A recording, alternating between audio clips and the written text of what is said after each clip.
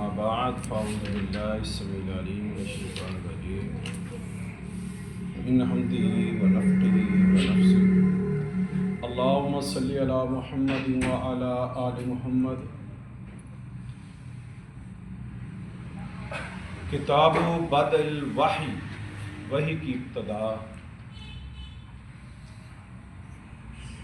کیسے اللہ کے نبی صلی اللہ علیہ وآلہ وسلم پر وحی کیسے نازل ہوئی؟ اللہ تعالیٰ نے آپ کو نبوت کے لیے انتخاب کیا، اور نبوت کے علم کے ملنے سے قبل یا کوئی بھی کام کرنے سے قبل انسان کی نیت کیسی ہونی چاہیے.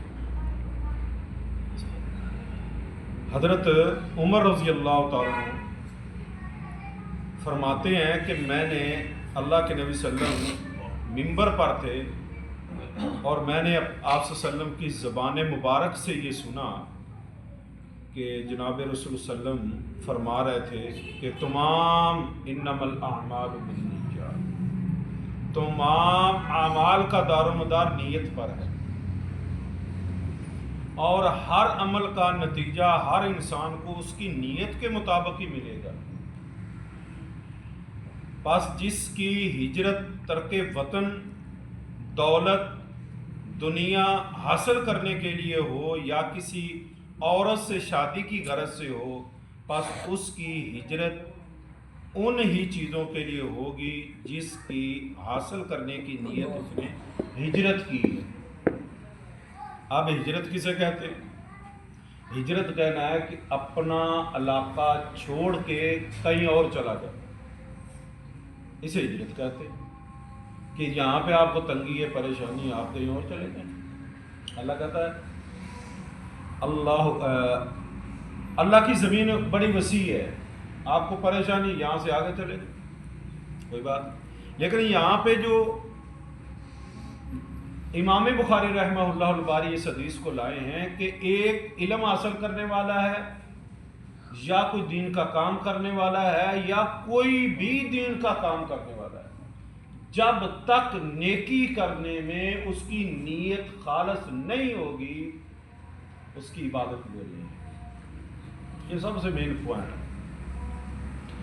کہ انما الاعمال. ایک صحابہ نے اللہ کے نبی صلی اللہ علیہ وسلم نے مکہ چھوڑا، ہجرت کی. ان کی ہجرت کس لیے تھی؟ صحابہ کی تمام کی ہجرت کس لیے تھی؟ صرف ان کی ہجرت تھی کہ ہم ادھر تنگ ہیں، ادھر تنگی ہے، ادھر کافر تنگ کرتے ہیں، پریشانی ہے، لہذا ہم یہاں سے چھوڑ کے مدینے جائیں گے، وہاں امن ہو جائے گا. اس لیے تھی کہ ہمیں سکون مل جائے گا، ہمیں کوئی پریشانی نہیں آئے گی.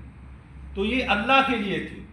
اب ایک بندہ، ایک صحابی، وہ ہجرت کر رہا ہے کس کے لیے؟ ام قیس کے لیے. یہ حدیث میں آتا ہے، روایت میں آتا ہے.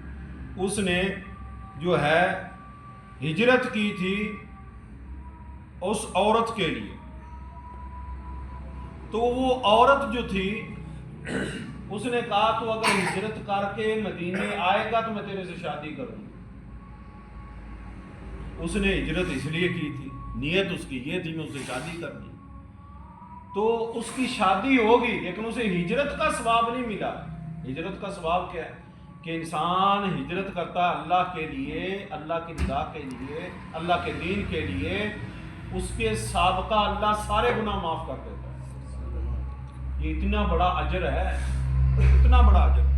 اب ایک دوسری بات جو اللہ کے نبی صلی اللہ علیہ وسلم نے فرمائی کہ جو انسان ہجرت کرتا ہے کہ میں یہاں یہ ملک چھوڑ کے دوسرے ملک میں جا رہا ہوں، مقصد کیا ہے؟ دولت کے لیے، ترک وطن، دولت، دنیا حاصل کرنا، یا دنیاوی کوئی مفاد ہے، تو اسے اجر نہیں ملے گا. اسے وہ دولت ملے گی، اسے وہ چیز ملے گی جس مقصد کے لیے گیا وہ ملے گا، اسے اجر نہیں ملے گا ہجرت کا. اگر وہ اس مقصد کے لیے جا رہا ہے کہ میں وہاں جاؤں گا، میں اپنا کام بھی کروں گا، سب سے پہلے میں جو ہے سب سے پہلے نیت یہ بنائے کہ میں دین کا کام کروں گا، وہاں پہ میرا جہاں بس چلا میں اللہ کے دین کی دعوت دوں گا. نیت یہ کر کے جائے. اگر وہاں پہ جتنا ہوتا ہے اتنا کرتا رہے، باقی اپنا کام بھی کر سکتا ہے. نیت انسان یہ بنا کے جائے کہ میں نے اللہ کے دین کا کام کرنا ہے، تو یہ اللہ کے نبی صلی اللہ علیہ وسلم فرماتے ہیں جو کسی کے لیے ہجرت کرتا ہے وہ اسی کے لیے ہے، اسے وہی چیز ملے گی۔ اگر اللہ کے لیے، اللہ کے رسول کے لیے ہجرت کرتا ہے، گھر بار چھوڑتا ہے، تو پھر اسے اجر ملے گا۔ اور اسی طرح جو بھی کام کرے، چھوٹے سے چھوٹے نیکی کرے، چھوٹی سی چھوٹی نیکی کرے، کسی کی خیر خواہی کریں، کسی کے ساتھ، اپنے ہمسائے کے ساتھ، رشتہ دار کے ساتھ وہ بھی نیکی کریں، اس میں آپ کی نیت کا خالص ہونا ضروری ہے کہ میں اللہ کے لیے کر رہا ہوں، یہ نہیں کہ میں دکھلانے کے لیے کر رہا ہوں، میں تو اپنی رشتہ داری رکھنے کے لیے کر رہا ہوں، یا میں اپنے تعلقات رکھنے کے لیے کر رہا ہوں، یا میں فلاں کے لیے کر رہا ہوں، نہیں، یہ نہیں۔ اگر اس میں اللہ کی رضا ہے تو آپ کی نیکی قبول ہے، وگرنہ وہ آپ کا صدقہ، وہ زکوٰۃ، وہ فطرانہ، وہ قربانی، وہ حج، وہ عمرہ، وہ نماز، سب کچھ وہ زیرو ہے، اس کا ثواب نہیں ہے۔ اخلاص ضروری، نیت کا خالص ہونا ضروری۔ اس لیے اللہ کے نبی صلی اللہ علیہ وسلم فرماتے ہیں جو علم پڑھنے والا ہے جب تک اس کی نیت خالص نہیں ہوگی تو پھر اس کی علم پڑھنے کا بھی کوئی فائدہ نہیں ہے، اس کا علم اس کے لیے وبال بن جائے گا۔ اللہ سے دعا ہے کہ اللہ عمل کی توفیق عطا فرمائے۔ آج جو ہمارا آج کا وظیفہ ہے، صحیح ابو داؤد کی روایت ہے، اللہ کے نبی صلی اللہ علیہ وسلم فرماتے ہیں کہ اگر تم کسی مریض کے پاس جاؤ، بشرطے کہ اس کی موت کا وقت نہ ہو، کیا نہ ہو؟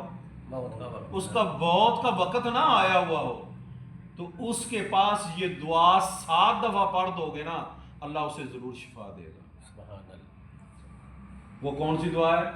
اسأل اللہ العظیم رب العرش العظیم ان یشفیک، اسأل اللہ العظیم رب العرش العظیم ان یشفیک، اسأل اللہ العظیم رب العرش العظیم ان یشفیک۔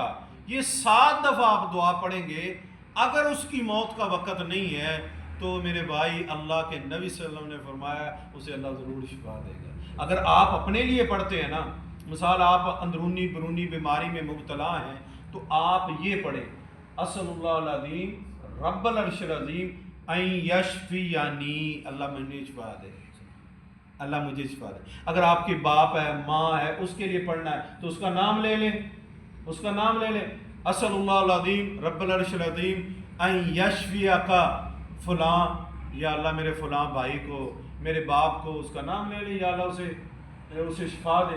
تو یہ بہت اچھی دعا ہے، یہ کثرت سے اللہ کے نبی صلی اللہ علیہ وسلم پڑھتے تھے۔ اللہ عمل کی توفیق دے۔ جی آمین۔